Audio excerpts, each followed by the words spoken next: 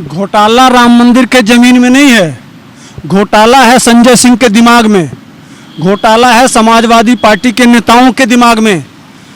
इसलिए कि वहाँ 24% वोट को भी केजरीवाल भी मान रहे हैं, सपा भी मान रही है, बसपा भी मान रही है, जितना विपक्ष है उनके लिए वही वोट है, बाकी लोग वोटर नहीं हैं।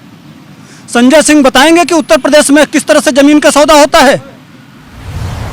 जमीन का सौदा होता है कि जो खेत का मालिक होता है उसको 2 साल 3 साल 5 साल पहले 10 रुपए के स्टैंप पे एग्रीमेंट करा लिया जाता है, और बाद में तीसरी पार्टी को जब खरीदार आ जाता है तो उस पार्टी से बैनामा करा लिया जाता है, फिर उस पार्टी को बेच दिया जाता है। यही हुआ था 2011 में, एग्रीमेंट नहीं हुआ है, उसके बाद से 3 साल के बाद फिर एग्रीमेंट हुआ है। उसके बाद से वक्फ बोर्ड ने उस मुकदमा कर दिया कि ये जमीन हमारी है। यह सुनियोजित षड्यंत्र था। देखिए, यह जो वामपंथी लिबरल और नक्सल, अर्बन नक्सल हैं, यह योजना बना के चलते हैं 20 साल 10 साल। उसमें जो अंसारी नाम का व्यक्ति है वह जानता है कि आने वाले दिनों में कांग्रेस के ऊपर जिस तरह से भ्रष्टाचार के आरोप लग रहे हैं, आने वाले दिनों में भारतीय जनता पार्टी आएगी। अगर भारतीय जनता पार्टी आएगी तो भारतीय जनता पार्टी का मिशन क्या था? फर्स्ट राम मंदिर, दूसरा 370 और तीसरा कॉमन सिविल कोड, यही लेके चली है। दादा आदम से जब 2 सांसद होते थे तभी से एक मकसद था कि गर्व से कहो हम हिंदू हैं, हमारी सत्ता आएगी अगर भारत सरकार में तो हम 3 चीज पे काम करेंगे। पहला काम करेंगे, आपको राम मंदिर बनवा के देंगे। दूसरा, एक विधान एक प्रधान एक निशान, जो हमारे संस्थापक भारतीय जनता पार्टी के आदरणीय श्यामा प्रसाद मुखर्जी जी ने जो जाके कश्मीर में बोला था कि एक प्रधान एक निशान, और इस तरह से उन्होंने वहाँ अपने को बलिदान भी कर दिया सिर्फ भारत माता को एकत्रित करने के लिए। वह संकल्प लेके भारतीय जनता पार्टी चलती है। और जब कांग्रेस का घोटाला उजागर होने लगा तो ये जितने लिबरांडू हैं, अर्बन नक्सल है, यह जान गए कि आने वाले दिनों में भारतीय जनता पार्टी आएगी। भारतीय जनता पार्टी आएगी तो राम मंदिर का काम जरूर होगा। सुप्रीम कोर्ट अगर आदेश भी देता है तो राम मंदिर को रुकवाने के लिए कैसे मुकदमे में हम फंसाएंगे, इसके लिए वक्फ बोर्ड की जमीन घोषित की जाती है, उसको मुकदमे में फंसाया जाता है। उसको चूंकि जानते ही हैं हमारे वहाँ कानून बहुत इजी है, आपके जमीन पे मैं मुकदमा करके और सालों आपको लड़ा सकता हूँ। तो यह एक पूर्व 2011 में ही यह षड्यंत्र की पृष्ठभूमि रख दी गई थी, लेकिन बड़ी सावधानी बरतते हुए विश्व हिंदू परिषद और चंपत राय जी ने एक बहुत सटीक निर्णय लिया जिसमें हमारा राम मंदिर भी विवादित न हो और यह महत्वपूर्ण भूमि भी हमको मिल जाए। इसलिए चंपत राय जी और विश्व वहाँ जो मंदिर समिति है वह उस पाठक परिवार जो 2 करोड़ में लिखा है उससे डायरेक्ट बैनामा नहीं कराते हैं, इसलिए कि वह अगर पाठक परिवार से बैनामा कराते हैं तो कौन कराएगा? मंदिर समिति। और मंदिर समिति जब पाठक परिवार से डायरेक्ट जमीन लेती है तो यह अर्बन नक्सलियों को, वो अंसारी को, मुस्लिम वक्फ बोर्ड को एक मौका मिल जाएगा मुकदमा दाखिल करने के लिए। उस मुकदमे से होगा क्या? राम मंदिर विवादित हो जाएगा। सुप्रीम कोर्ट के कहने के बाद फिर सिविल कोर्ट से मामला शुरू हो जाएगा और फिर उसको लड़ाते हुए ले जाएंगे सुप्रीम कोर्ट तक। तो इतना बड़े षड्यंत्र को एक तीर से विश्व हिंदू परिषद और मंदिर समिति ने ध्वस्त किया है। वह जो और वह 18 करोड़ क्या 1800 करोड़ की जमीन हो तो रामलला के लिए हमने 500 सालों से जो संघर्ष किया है उसके लिए खून पसीना, कितने हजारों नौजवानों का बलिदान भी अगर देना हो तो कोई पीछे नहीं हटेगा। यह अर्बन नक्सल जानते हैं। तो बात 18 करोड़ की नहीं है, कितना पैसा लोगों ने दिया, कितना चंदा आया, इतिहास बन गया। क्यों दिया? श्रद्धा के वजह से दिया। लेकिन अर्बन नक्सलों को रोकना है तो ये रोक तो पाए नहीं राम मंदिर के निर्माण को, तो अब क्या किया जाए? तो झूठा प्रोपगंडा फैला के संसद में देखे थे ना, यह टिकट ब्लैकियर, इसके फोटो हैं, इसकी हैसियत क्या है?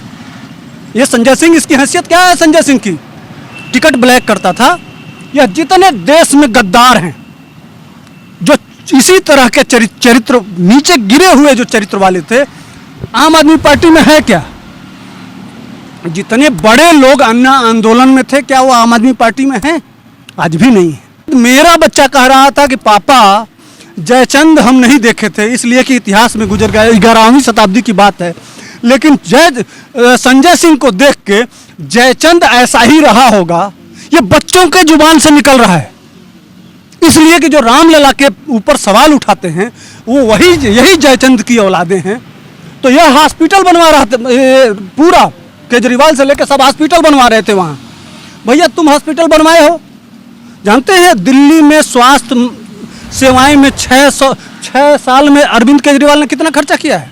4700 करोड़ रुपया। ठीक, कितना उसमें महत्वपूर्ण सबसे ज़्यादा पैसा किस में खर्च हुआ? 90% किस में खर्च हुआ? मोहल्ला क्लिनिक में। आज पेंडेमिक था, पेंडेमिक में मोहल्ला क्लिनिक कौन सा काम किया है? ये जो लंदन बना रहा था, इससे पूछिए, संजय सिंह बताएगा। सबसे बड़ा घोटाला वहां है।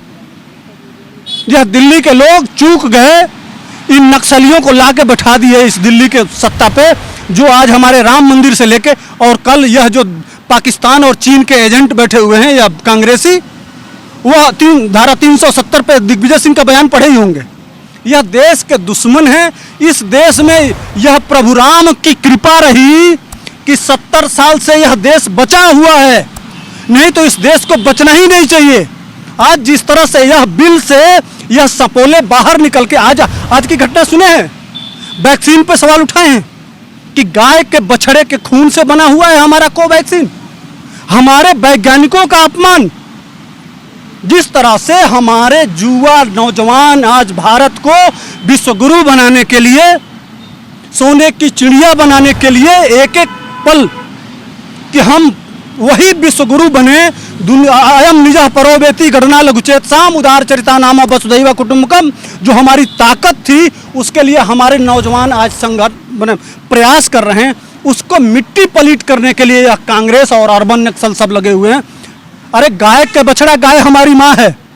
अगर बछड़े का ब्लड भी होगा तो हमारे माँ का खून मेरे सीने में आया, मुझे गर्व है। लेकिन इनको एजेंडा सेट करना है उन विदेशियों का, इसलिए कि अमेरिका का वैक्सीन नहीं बिक रहा है। जो दुनिया के तमाम यहाँ होते हैं, अगर इनकी सत्ता होती तो वहां से खरीदते तो कितना लूटते। जिस तरह से यह कोलगेट में लूटे, 2G में लूटे, DLF में लूटे, ये लूटते। यह पेट में दर्द सोनिया गांधी अब दुनिया की चौथी अमीर महिला थी। अगर 5 साल और इस समय होती तो वह 1 नंबर पे पहुंच जाती। यही दर्द इनके पेट में, इसीलिए यह 370 पे सवाल उठा रहे हैं, राम मंदिर पे उठा रहे हैं। हिंदू भावनाओं के साथ खेलना इनका मकसद हो गया है। 100 करोड़ हिंदू, क्योंकि हम आपस में बटे हुए हैं, उसका राजनीतिक लाभ यह अब तक उठाते आए हैं।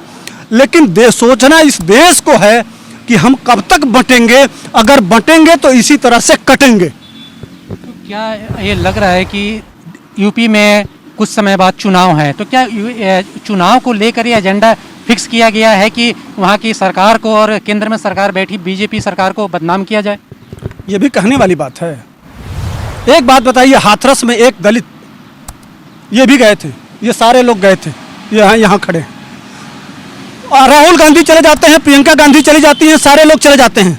पश्चिम बंगाल में कितने दलितों के साथ अत्याचार हुआ है? एक ने आवाज उठाया क्या? किसी ने उठाया क्या? नूरपुर में दलितों के साथ क्या हुआ? बरेली में, लखनऊ में, कहां का नाम लूं? कहीं किसी की आवाज आई कि जो यह बात आती है जय भीम और जय मीम वाली जो थ्योरी है, उस पर जब सवाल उठाया जाता है तो यह बिल में घुस जाते हैं, वहां इनकी आवाज नहीं निकलती है। कभी आपने देखा है? बरखा दत्त तो वहां चली जाती हैं, गंगा में लाशों को देखने के लिए बरखा दत्त और रवीश कुमार चले जाते हैं, रोज प्राइम टाइम करते हैं, लेकिन नूरपुर की घटना पे एक शब्द नहीं निकलता है। यह देश मूर्ख थोड़े है, यह देश जानता नहीं है। सब देख रहे हैं लोग कि कौन क्या कर रहा है, किस तरह से हिंदू बदनाम हो, दुनिया में प्रताड़ित हो। एक राष्ट्रवादी सोच के लोग इस गद्दी पे आ गए हैं। इनका जो कन्वर्जन का विचारधारा था किस तरह से इसको इस्लामीकरण, ईसाईकरण भारत को किया जाए, वह प्लान इनका फेल हो रहा है। इसीलिए यह बेचैन है। दुनिया में भारत को किस तरह से बदनाम किया जाए और चीन का एजेंडा सेट किया जाए। और चीन देखिए वैक्सीनेशन पे सवाल उठा के, 370 पे उठा के, राम मंदिर पे उठा के, किसी तरह से देश में बगावत करा के, समाज को बांट के, आपस में लड़ा के यह चाह रहे हैं कि मोदी जी जो इस पर दूसरे पेंडेमिक में भी जो सफलता पाए, दुनिया ने कहा कि वाह मोदी, दूसरा यह पेंडेमिक में भी जिस तरह से संघर्ष करके और बहुत जल्दी भारत निकल गया, इससे पूरी दुनिया हतप्रभ है। चिंता इस बात की है कि भारत, अच्छा एक चीज़ सोचना चाहिए इस देश को कि यह जो पेंडेमिक आया है, पाकिस्तान, बांग्लादेश, श्रीलंका, जितने हमारे पड़ोसी देश हैं, सिर्फ यह लहर भारत में ही क्यों थी? इन देशों में इसका प्रभाव क्यों नहीं आया? कुछ तो कारण रहा होगा। तो यह चीन के राजदूत से मिलता कौन है? राहुल गांधी। सोनिया गांधी जाके समझौता करती हैं। कौन नहीं जानता है किसका एजेंट कौन है और कौन सबसे ज़्यादा पैसा है और कौन पैसा देता है। तो इनका मकसद क्या है, इनका उद्देश्य क्या है? देश बांटो, पाकिस्तान बांट दिए, बांग्लादेश बांट दिए। जब यह लगातार इस योजना में है कि भारत बंटेगा, कमज़ोर होगा, तभी हम अपना मिशन इस्लामीकरण और मिशन ईसाईकरण वो कर सकते हैं, माने पूरे देश में फैला सकते हैं। यह 100 करोड़ हिंदुओं को लज्जित करने के लिए यह तरह तरह का